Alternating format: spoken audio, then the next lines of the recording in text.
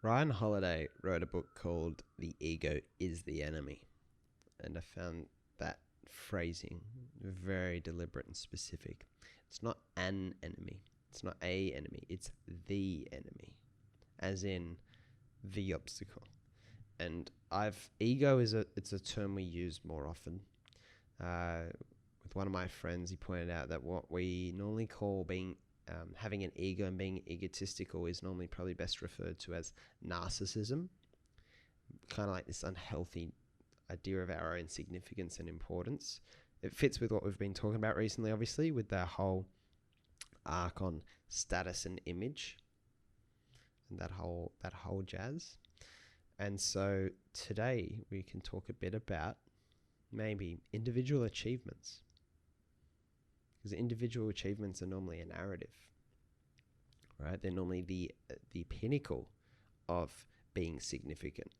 You remember the famous people of history who led armies into battle and won, who started and ended movements, created dynasties, who won prizes and awards and published great works. You remember individuals. One of the worst things we've done as a society is load up on individual praise rather than group praise, and creates this inaccurate narrative about how good work gets done. And it often appears very solo, but rarely ever is. If you ever watch the Academy Awards and the Oscars, or any, I guess, acting-based awards ceremony, what you tend to notice is that when they go up there, lots of claps, they get the gold thing. And what it normally is just a race to thank as many people as possible. Now, not all of those speeches are necessarily that interesting from a layperson's perspective on the couch looking for some late night entertainment. But it's very real. It sends a good message, doesn't it? It's the whole standing on the shoulders of giants concept that Isaac Newton kind of first introduced us to. Is if I have seen further, it is by standing on the shoulders of giants. In other words, those incredible people who came before me, who gave me something that I could take and just add a little bit more, so I could see something a little bit further. And all great works really come that way. Now, this fits into our whole ego, status, image kind of discussion, because it really is all about how a lot of the group work normally gets sucked into an individual, but also rightly or wrongly by the people who win awards and prizes. But it sends a message that it's an individual. And the thing about Nobel prizes is that they're very public, they're very famous, they're very known, and they provide a lot of status.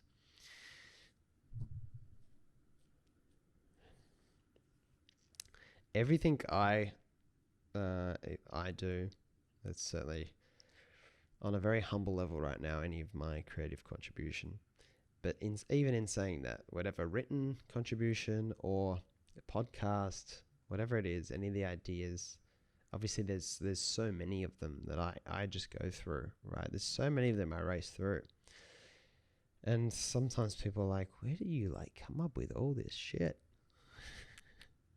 And really it comes on the fly. And it comes from I'm reading something and it just spins an idea, and that idea turns into what's a metaphor for that? Or you find a new language for something. And even though this is a solo podcast, it's with Joe Wehbe, and I am the Joe Wehbe that it's referring to.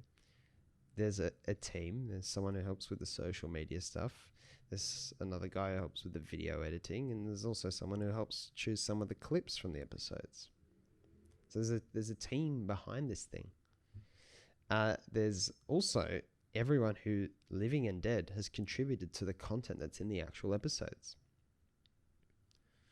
Sometimes they get mentioned directly. Sometimes they don't even get mentioned. Sometimes I don't even know who they are. But each brick of the monuments of any idea is so subtly placed and contributed by someone who may never ever get credit for it. And all things are really comprised of all achievements are really comprised of 1,000 bricks, of 1,000 individual contributors and 1,000 bricklayers. What sometimes changes is the person who owns the building, and that's the person who gets the award.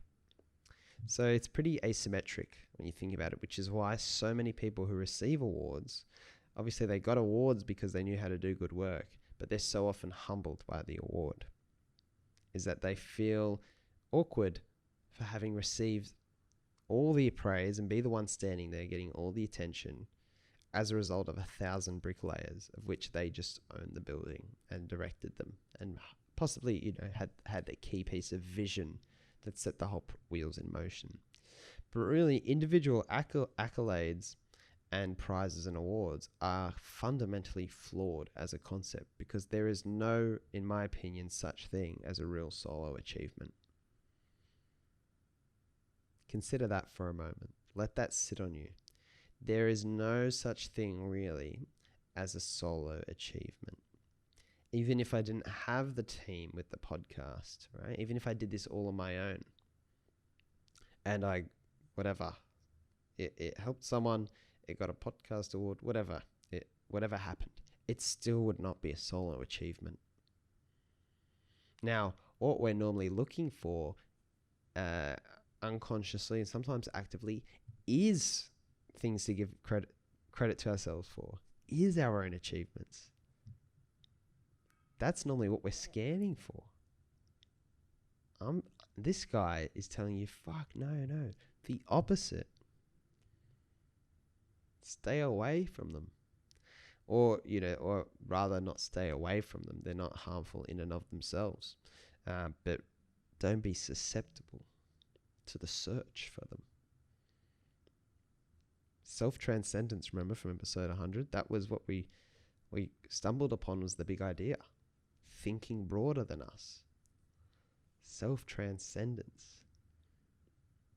Yeah, so it's a much more powerful way of thinking.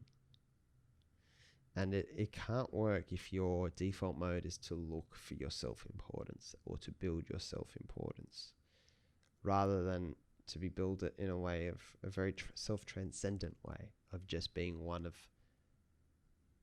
node of the many, one of the bricklayers, rather than the architect per se.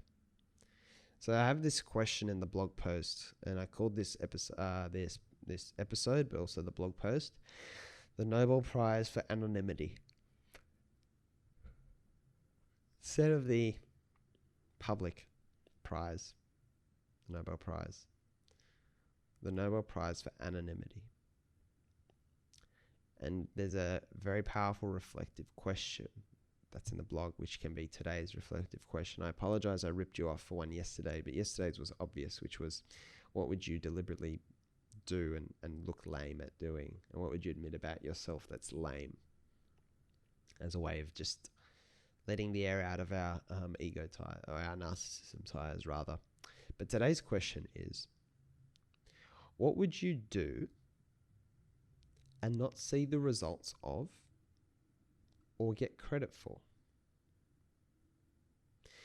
What would you still do? Better yet, what impact would you have that you'd watch someone else take credit for your work? Get the credit, rather, or take credit for work you did. To not see the rewards, to not be individually attributed. For people not to be able to go, that was done by Joe Wehbe. To not have that. What would still be worth doing anyway?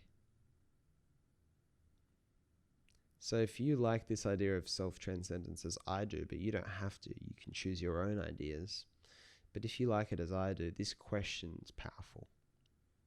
This question helps you find it. What would you do even if you never got the credit for it and you never saw the final results? What are you willing to work on that's so important to you that it exceeds the parameters of your lifetime? That you plant a seed that will not grow until long after you're gone, but you're still determined to plant the seed anyway. What a powerful orientation. If you can give yourself the Nobel Prize for anonymity, it's probably going to be easier than getting the other Nobel Prizes, but probably way more worthwhile. This has been episode 103 of the With Joe Wehbe Podcast, the Nobel Prize for Anonymity. We'll be back again tomorrow. In the meantime, if you need more, don't forget the website, www.withjoewehbe.com. The blog is just /blog, and you get all the posts ahead of the podcast episodes. In the meantime, though, remember, as always, that the best way to open 1,000 doors for you is to concentrate on opening doors for others. And if you can do that today with a conversation, with this episode, or any of the tools available to you that I've provided, or beyond that, please endeavor to do so. But also reflect on that question. And I'll see you again soon.